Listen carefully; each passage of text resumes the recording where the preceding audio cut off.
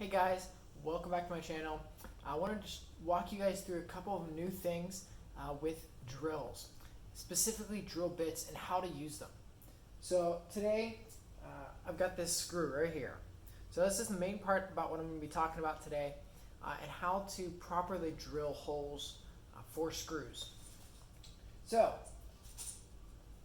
we'll start off with figuring out what size bit do you need to drill these holes. So your main goal is, for when you're drilling into a piece of wood, like if you're drilling through a wall into a stud and you want something to hold well, you want your drill bit to be slightly smaller than the screw. So this one, so I pulled out a 7/64 bit. So what I'm looking for is that the size of the bit is the size of the shaft on the screw, but that it's no bigger than the threads. So we want it to be in between the size of the shaft and the screw threads.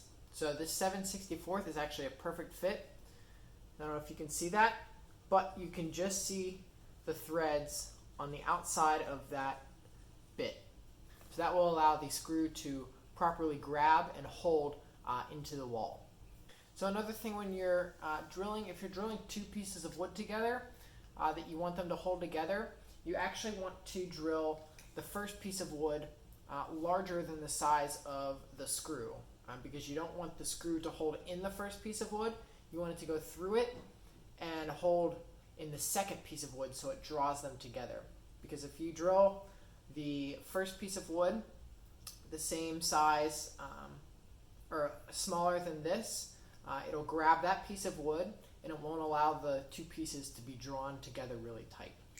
Another quick tip for you guys is make sure you get a magnetic bit tip. So this one has a little magnet inside of here. When you go to Home Depot or shop online, just type in magnetic bit tip. So that way when you're working, your screw doesn't fall off the end of your drill. So it's just super helpful.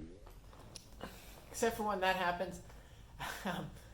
So it does happen occasionally, but if you have the magnetic tip, they usually won't fall off. I hope that was helpful so you can put your projects together correctly next time.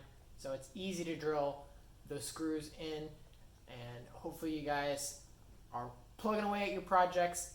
Follow me and keep an eye out for more content coming soon.